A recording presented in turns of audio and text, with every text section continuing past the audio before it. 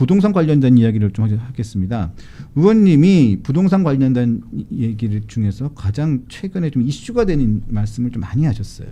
특히 최근에 이 이사가 다가오고 또 결혼 시즌이 다가오고 이제 겨울이 지나면 봄에 결혼 많이 하거든요.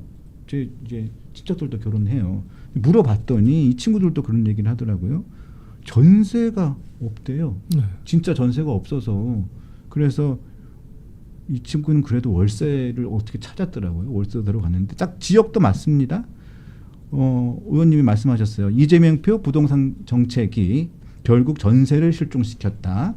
특히 성남과 용인, 수원 등을 덮친 전세 실종으로 신혼부부들이 결혼식을 미룰 판이라고 이렇게 주장을 하셨는데 이 내용 좀 설명을 부탁드립니다. 네, 실제 국민 여러분 한번 부동산 중개업소로 가거나 한번 매물을 한번 찾아보십시오. 전세가 통계로도 나와요. 전세 물량이 현격히 줄었습니다. 줄었죠. 그리고 월세는 폭등을 했어요. 그리고 이재명 정부 들어서 단 1개월도 빼지 않고 계속해서 집값과 월세, 전세 다 올랐습니다. 다 오르고 있어요. 네, 꺾인 적이 없어요. 근데 왜 그럴까요? 이게 여러 가지 원인이 있는데 이 발상 자체가 문재인 정부 실패 때 발상이랑 똑같이 가고 있어요. 만약에 지금 그 이재명 그 대통령이 대통령 되고 나서 지금 부동산 정책을 크게 4번이나 발표했거든요. 4번이죠. 4번 발표할 때마다 제 페이스북 한번 가보십시오. 가서 보면은 제가 4번 다 그 정책에 대해서 분석을 하고 그 내용대로 가면은 다 풍선 효과 때문에 전세가 실종되고 월세가 폭등할 거라고 저는 미리 얘기했습니다. 근데 이재명 그 정부에 있던 사람들은 그럴 리 없다라고 호언장담을 했어요. 네. 지금 8개월이나 지났는데 결과가 어떻습니까?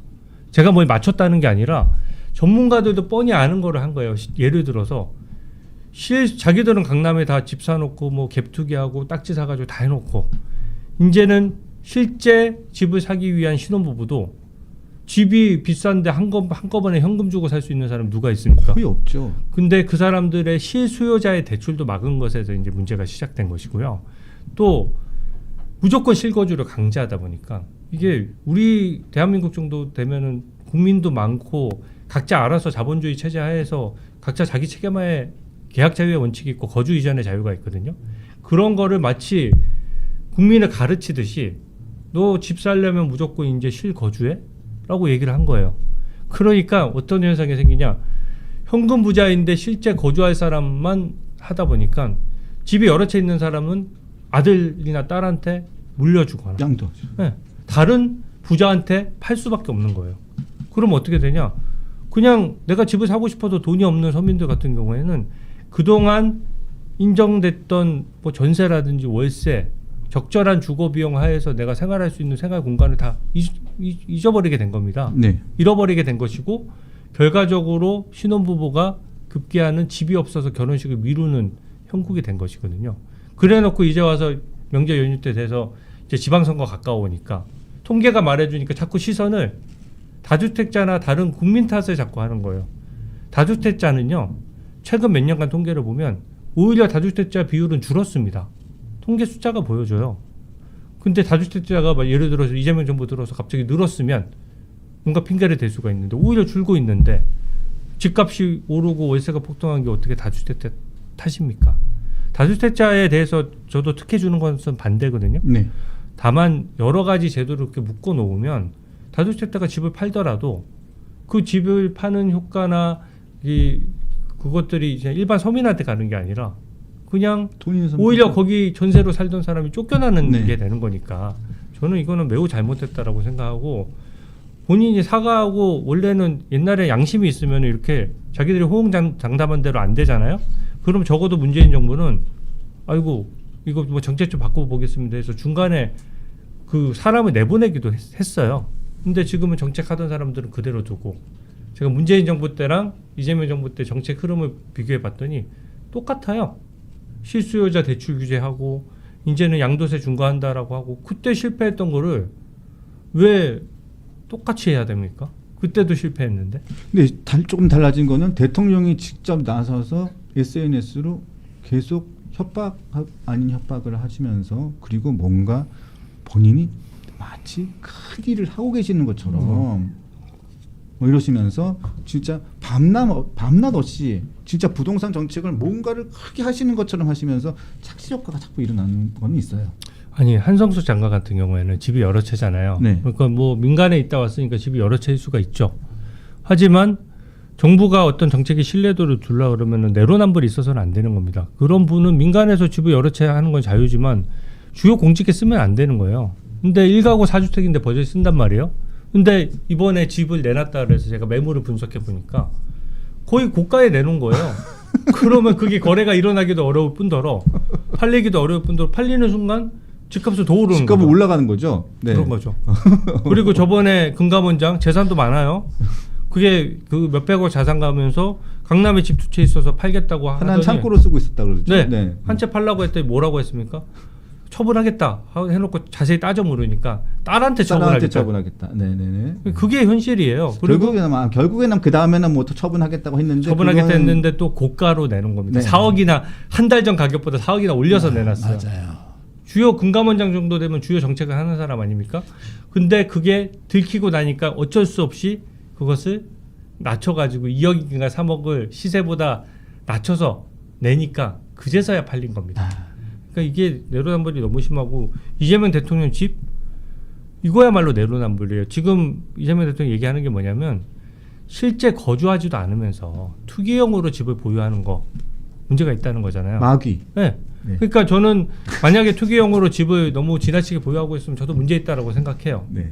근데 실거주를 너무 의무화하다 보니까 그러면 이재명 대통령 본인은 안 사시잖아요. 네, 분당집에 안 살면은 본인 주장대로라면 집값도 잡히고 집값도 내려갈 텐데 내가 어디 3년간 해외 유학을 가요? 보통 옛날에 어떻게 했느냐 집을 팔고 가서 해외 유학했다가 들어올 때 도로 사기도 했잖아요. 그렇죠. 근데 그거 요새 왜 못합니까?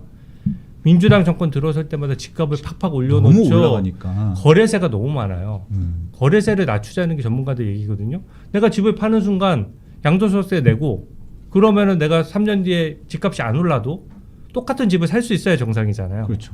약간 오른 가격에 사면 되는데 아예 양도소득세 다 내고 집을 취득할 때 또 취득세도 내거든요. 다 내면 나는 집을 팔 때마다 30평 살던 사람은 25평으로 가야 되고 20평으로 가야 되고 사고 팔 때마다 집을 낮춰가야 되는 거예요. 그렇죠. 그렇죠. 그러니까 집을 팔려는 사람이 없어지는 거고. 아니, 실제적으로 놔두고 되는 가죠, 거죠. 그냥. 네.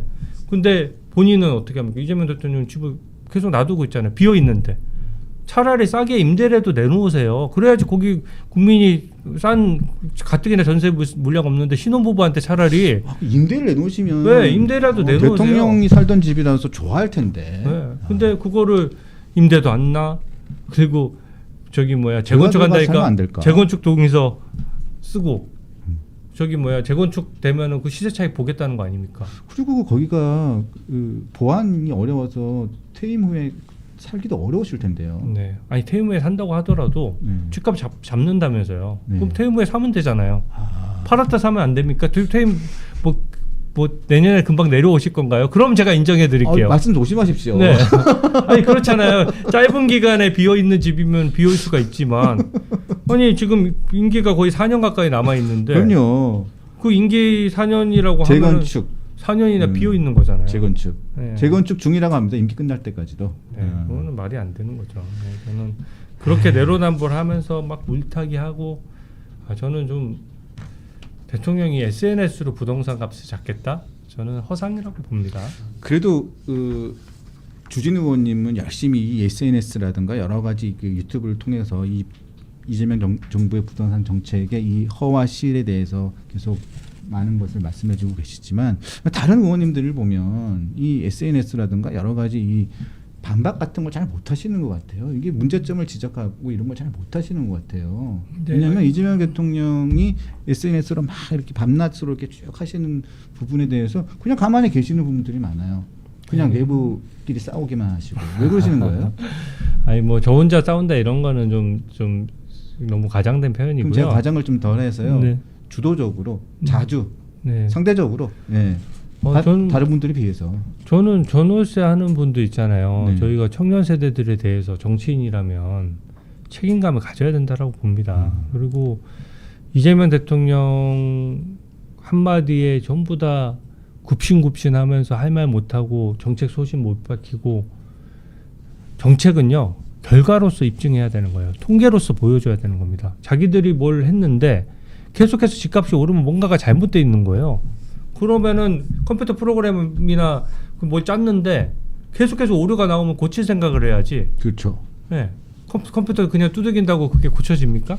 그러니까 저는 이런 면에서 이재명 대통령이 본인의 어떤 이념적인 생각을 너무 주입식으로 얘기하는 것이 오히려 부동산 정책을 망치고 있다라고 생각하고, 지난 대선 때 얘기랑 틀려요. 지난 대선 때는 웬만하면 세금 부과 안 하겠다. 세금으로 잡는 거는 내가 포기하겠다. 네. 그리고 자유롭게 거래가 일어나게 해서 공급을 늘리겠다라고 했거든요. 그렇게 얘기했죠. 근데 네. 지금 박원순 전 서울시장 때 10년간이나 재건축을 한 건도 못하게 거의 틀어나 막다시피 해놓으니까 지금 갑자기 집이 뚝 떨어지는 게 아니잖아요. 막상 따져보니까 집을 공급할 자신이 없거든요. 그러니까 이제 와서 갑자기 세금 가지고 뭘 어떻게 해보겠다라고 하는데, 세금 가지고 그때 문재인 대통령이 했던 방식과 똑같은 거고요. 저는 경제는 시그널이거든요. 더 빚내서 돈 풀겠다는 것만 안 해도 인플레 심리가 좀 잡힙니다. 그리고 부동산 정책과 관련해서 신뢰성 있게 이렇게 이랬다 저랬다만 안 해도 훨씬 나아요. 그래서 지금 저는 민주당 지지자분들도 잘 보십시오. 집 옮길 때 국민의힘 지지자나 민주당 지지자나 마찬가지예요. 집 옮길 때 지금 월세에 만족하십니까? 지금 전세 쉽게 구해지세요? 그러니까 정부가 잘못된 건 잘못됐다고 딱딱 얘기를 해야죠.